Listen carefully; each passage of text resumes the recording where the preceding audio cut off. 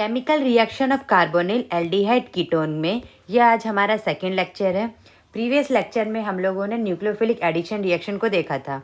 अब न्यूक्लियोफाइल आके ऐड होगा तो कितना फास्ट ऐड होगा, उसकी रिएक्टिविटी को आज हम देखते हैं। तो टॉपिक क्या है हमारा आज का सब टॉपिक? रिएक्टिविटी। तो प्रीवियस पेज पे जाके देखें क्या लिखा था हम लोगों ने। न्यूक्लियोफाइल आके कहाँ पे अटैक करेगा? कार्बोनिल वाले पार्ट में। ये स्टेप कैसा था? बहुत ही स्लो, क्योंकि ये भी न्यूट्रल है।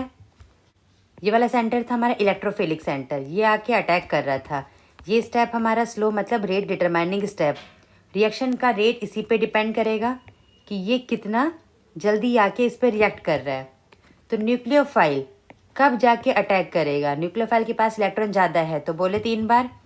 न्यूक्लियोफाइल अटैक वहीं करता है जहाँ पे इलेक्ट्रॉन डेंसिटी क्या होती है? कम। क्योंकि अगर किसी के पास इलेक्ट्रॉन ज़्यादा है तो वो कहाँ जाके देगा? जहाँ पे इलेक्ट्रॉन कम होंगे, क्योंकि ऑलरेडी इलेक्ट्रॉन जहाँ होंगे इलेक्ट्रॉन में क्या होगा? रिपल्शन। तो बोले 3 बार। कहाँ पे अटैक करता है न्यूक्लियोफाइल? जहाँ इलेक्ट्रॉन डेंसिटी कम होगी। किस केस में? कार्बोनिल वाले पार्ट में। तो एग्जाम्पल लेते हैं, 1 मिनट। हाँ, इलेक्ट्रॉन डेंसिटी कम का मतलब उस कार्बोनिल पे कैसे ग्रुप अटैच होने चाहिए? Withdrawing group. विड्रॉइंग ग्रुप अगर अटैच होंगे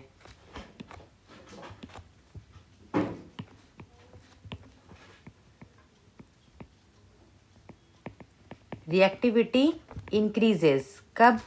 जब अटैच होंगे हमारे पास विड्रॉइंग ग्रुप।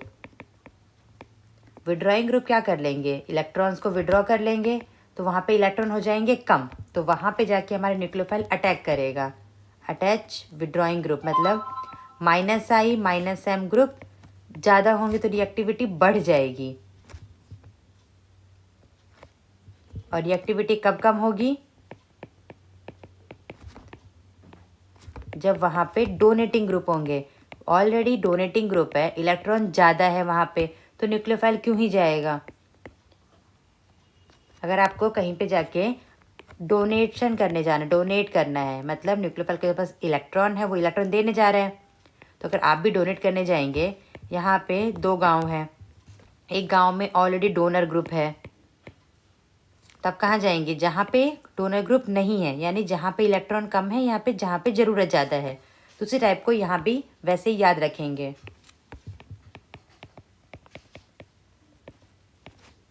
एक तो पहला ये वाला केस ध्यान में रखेंगे, और इससे पहले एक और चीज़ याद रखेंगे। एक लेते हैं हम लोग एल्डिहाइड और दूसरा लेते हैं कीटोन। न्यूक्लियोफाइल जब अटैक करने जाएगा तो उसको एक साइड क्या दिखेगा? हाइड्रोजन, और दूसरी साइड कार्बन कंटेनिंग। इस केस में जब न्यूक्लियोफाइल अटैक करेगा तो दोनों साइड क्या दिखेंगे उसको? ऑक्सीजन नहीं है, मतलब कार्बन कंटेनिंग। तो किस केस में न्यूक्लियोफाइल ईजिली जा सकता है? मतलब स्टेरिक हिंड्रेंस कम होनी चाहिए। तो एल्डिहाइड में एक साइड हार है, एल्डिहाइड में एक साइड H है, तो स्टेरिक हिंड्रेंस क्या है यहाँ पे? कम। स्टेरिक हिंड्रेंस यानी क्राउडिंग कम है यहाँ पे। लिखें, steric hindrance less in aldehyde.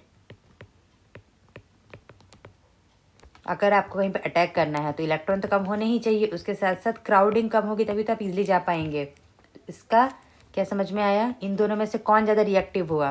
बोलिए। Aldehyde. Aldehydes are more reactive than ketone. Reason?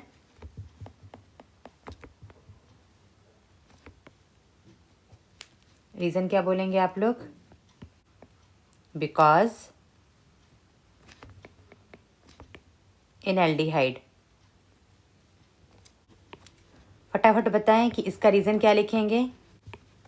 Aldehyde are more reactive than ketone. इसका रीज़न क्या होगा? फटाफट इसका आंसर कमेंट बॉक्स में बताएं, क्यों एल्डिहाइड ज़्यादा रिएक्टिव होगा। फिर यहाँ से आंसर मैच करेंगे।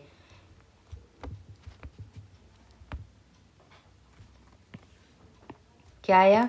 Aldehyde having only one such substituent, उसके पास सिर्फ एक ही साइड सब्स्टिट्यूएंट्स ग्रुप होंगे, तो वहाँ पे स्टेरिक हिंड्रेंस कम होगा, लेस क्राउडिंग। अब आप उसको अच्छे से ग्रामेटिकली लिख सकते हैं, मेरे पास समझना है, समझ गए तो कैसे वो लिख सकते हैं। But in case of ketone क्या होगा, बोथ साइड सब्स्टिट्यूएंट्स, दोनों साइड ही हैं substituents, that create crowding. Crowding समझ रहे हैं, भीड़ भाड़, क्राउडिंग या हिंड्रेंस।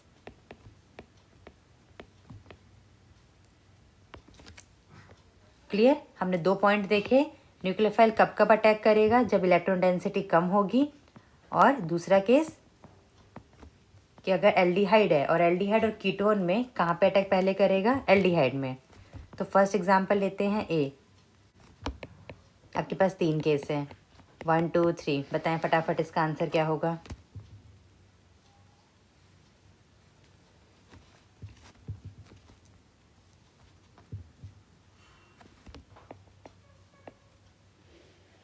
इसका आंसर है रिएक्टिविटी होगी फर्स्ट में ज़्यादा, देन सेकेंड, उसके बाद थर्ड में। क्या आपका आंसर सही है? क्योंकि फर्स्ट केस में दोनों साइड ही हाइड्रोजन है, स्टेरिक हिंड्रेंस कम होगा। इसमें एक साइड है, इसमें दोनों साइड है, तो यहाँ पे न्यूक्लियोफाइल को ऐड होना इतना इजी नहीं होगा, तो आंसर हो जाएगा फर्स्ट। और उसके दूसरे वे में समझ सकते हैं, ये आर ग्रुप का कौन सा इफेक्ट है, प्लस आई। यहाँ पे दोनों साइड से प्लस आई है, अगर दोनों साइड देने वाले ग्रुप है तो न्यूक्लियोफाइल क्या करेगा, यहाँ पे बोलेगा बाद में जाऊँगा, पहले यहीं ऑलरेडी डोनर ग्रुप है, यहाँ पे कोई भी नहीं है, तो न्यूक्लियोफाइल पहले कहाँ जाएगा, इधर। आप दोनों में से कोई भी समझेंगे, दोनों में से किसी मेथड से करेंगे, आपका आंसर सही आएगा। सेकेंड बी पार्ट लेते हैं, CH3 C double bond OH, और इस केस में C डबल बॉन्ड O, यहाँ पे लगे हैं 3 क्लोरीन। इसकी रिएक्टिविटी बतानी है आपको, जल्दी बताएं।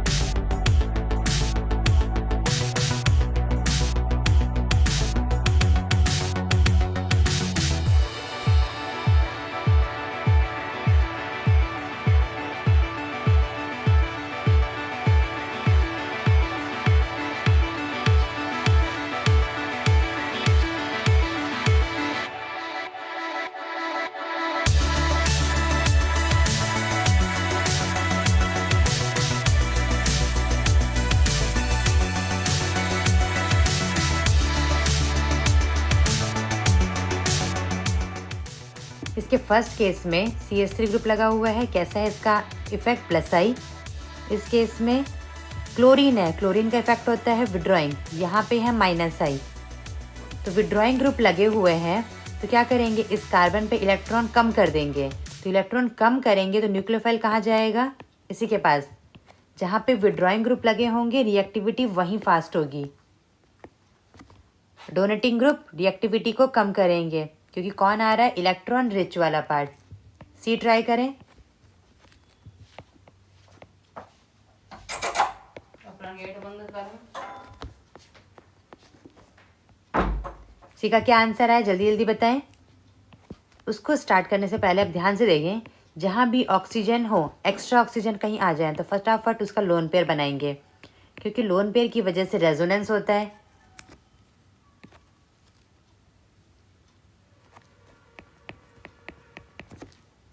लोन पेयर की वजह से रेजोनेंस होता है, तो याद रखेंगे ये क्या करेगा, इसको डोनेट करेगा। बट लेकिन यहाँ पे है हैलोजन। हैलोजन के केस में हम लोग -I को ज़्यादा लेते हैं +M के कंपैरिजन में, और सब में +M। इसका होगा डोनेटिंग। क्लोरीन याद रखेंगे हैलोजन है, आप बोलेंगे उसके पास भी लोन पेयर है +M है, उसका +M, बट हैलोजन का -I बहुत ज़्यादा डोमिनेटिंग होता है +M से। जितना दे नहीं रहा उतना विड्रॉ कर लिया। लेफ्ट साइड में CH3 है, वो सब में कॉमन है। उसका इफेक्ट लेना ना लेना बात बराबर है, क्योंकि वो इफेक्ट तीनों में इक्वल लग रहा है। जो डिफरेंट है उस पर हमने फोकस किया। पहले वाले में एल्डिहाइड है और ये कुछ दे नहीं रहा, हाइड्रोजन, नो इफेक्ट। सेकेंड वाले में +M डोनेटिंग, इसमें विड्रॉइंग। सबसे फास्ट कहाँ हो जाएगा, आंसर होगा 3, क्योंकि विड्रॉइंग है। फिर 1 कुछ भी नहीं है, 2 में डोनेटिंग है, वो आ जाएगा लास्ट में। क्या आपका आंसर ये सही है, very good. D part, D वाले पार्ट में न्यूक्लियोफाइल यहाँ आके ऐड होगा, यहाँ अटैक किया, फिर ये बॉन्ड ऊपर गया। तो नोटिस करें यहाँ पे क्या है, CH3, इसमें भी CH3। इस पर कुछ फ़र्क नहीं पड़ेगा, जो डिफरेंट है उस पर फोकस करना है। ये एल्डिहाइड है और ये कीटोन है, तो हम डायरेक्टली कह सकते हैं 1 की रिएक्टिविटी होगी ज़्यादा, या अदरवाइज पूरा देखें तो ये कौन से इफेक्ट है, +I। डोनेटिंग ग्रुप रिएक्टिविटी को क्या कर देंगे, कम। तो एक बार लिख लेते हैं, ROR, rate of reactivity proportional to the -I -M और inversely to the +I and +M। कौन सी रिएक्टिविटी, न्यूक्लियोफाइल की रिएक्टिविटी। ये इस चैप्टर में बोल रहे हैं, आप कहीं पे भी ये फॉर्मूला नहीं लगाएंगे, न्यूक्लियोफाइल जहाँ जहाँ होगा वहाँ पे ये लगाएंगे आप लोग। ई पार्ट, EFG तीनों एक साथ पॉज करके सॉल्व करें, फिर एक साथ डिस्कस करते हैं।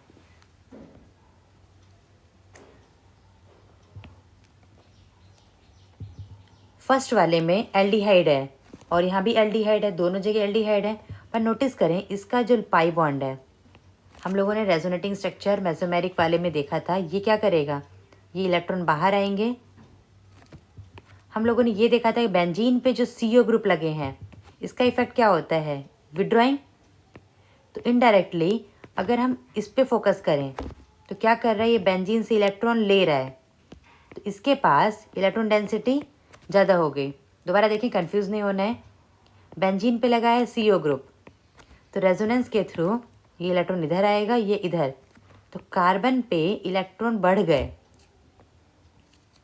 और इस केस में सिंपल +I, ये रेजोनेंस के थ्रू आ रहा है, तो रिएक्टिविटी किसकी फास्ट होगी, जहाँ पे इलेक्ट्रॉन कम होंगे, तो सेकंड की रिएक्टिविटी होगी फास्ट। पहले वाले में रेजोनेंस के थ्रू आ रहा है, ये याद रखेंगे। अगर क्लियर नहीं होगा तो प्लीज़ कमेंट बॉक्स में बताएंगे, जिससे हम लोग इसको दोबारा से नेक्स्ट क्लास में डिस्कस कर सकें। ई, दोनों में है बेंजीन, अंडा बना दिया है, बट लेकिन वो क्या है, बेंजीन ही है। इसमें इधर भी रेजोनेंस है, इधर भी रेजोनेंस, दोनों केस में रेजोनेंस है। बेंजीन की वजह से इक्वल इफेक्ट है, अलग क्या है उस ग्रुप पे फोकस करेंगे। NO2 -M, ऑक्सीजन इसका है +M। Electron donating group reactivity को क्या कर देंगे, कम, विड्रॉइंग ग्रुप बढ़ा देंगे, तो इसकी रिएक्टिविटी हुई ज़्यादा। F पार्ट, दोनों में ही बेंजीन है, एल्डिहाइड, और हम आँख बंद करके ही क्या बोल देंगे, एल्डिहाइड की रिएक्टिविटी मोर होती है कीटोन से। G और H में न्यूक्लियोफाइल आ रहा है, न्यूक्लियोफाइल कोई भी ले सकते हैं हम लोग, ग्रिग्नार्ड का R- या LiAlH4 रिड्यूसिंग एजेंट का H-, OH-। रिएक्टिविटी हम न्यूक्लियोफाइल का अलग से देखेंगे नेक्स्ट क्लास में कि न्यूक्लियोफाइल चेंज होते जाएंगे। न्यूक्लियोफाइल का कैटेगरी न्यूट्रल चार्ज वाले नेक्स्ट क्लास में हम लोग सेपरेट देखेंगे। अब कोई भी न्यूक्लियोफाइल लिया हमने तो वो न्यूक्लियोफाइल इन दोनों में से पहले अटैक कहाँ करेगा, क्योंकि 2 हैं सेंटर, तो अटैक करेगा जहाँ पे इलेक्ट्रॉन डेंसिटी कम है या स्टेरिक क्राउडिंग कम है। ये एल्डिहाइड है तो एल्डिहाइड पे पहले अटैक करता है कीटोन से। तो रिएक्टिविटी ऐसी, ये कहाँ अटैक करेगा, इसके पास। अगर एक्सेस होगा तो इधर जाएगा, नहीं तो यहीं पे ही अटैक करके हमें प्रोडक्ट बनाना है। इसमें भी लेते हैं न्यूक्लियोफाइल। इसका यूज़ हम एसिड डेरिवेटिव पढ़ने के बाद करेंगे कि अलग अलग हैं। तो न्यूक्लियोफाइल एक इक्विवेलेंट लिया तो किस पे अटैक करेगा, 2 इक्विवेलेंट। तो ये वाला कंसेप्ट याद रखना है। बोलिए एक बार, न्यूक्लियोफाइल अटैक वहीं करता है जहाँ इलेक्ट्रॉन डेंसिटी होती है कम। ऑक्सीजन दिखा तो क्या ड्रॉ करेंगे, लोन पेयर। उसका इफेक्ट है +M दे रहा है। तो न्यूक्लियोफाइल ने सोचा पहले कि यहाँ जाऊँ, फिर बोलेगा नो नो नो, यहाँ तो ऑलरेडी डोनर है, हमें वहीं डोनेट करने जाना है जहाँ पे पहले से ही कम हो और कोई नहीं दे रहा हो, या दे भी रहा हो तो कम दे रहे हो। तो आ जाएगा इस वाले पार्ट पे। क्लियर। अगर हमने ग्रेनाड लिया RMGX तो भी यहीं आके अटैक करेगा, एक इक्विवेलेंट है तो। एक्सेस होगा तब इसका नंबर आएगा, नहीं है तो सिर्फ यहीं वाला प्रोडक्ट बनाएंगे। यहाँ तक क्लियर। नेक्स्ट क्लास में हम लोग न्यूक्लियोफाइल को पढ़ेंगे। न्यूक्लियोफाइल स्ट्रॉन्ग न्यूट्रल होंगे तो क्या क्या कंडीशन लेंगी। मिलते हैं नेक्स्ट क्लास में। इस क्लास का PDF डिस्क्रिप्शन बॉक्स में है, वहाँ से आप डाउनलोड कर सकते हैं। Thank you, have a nice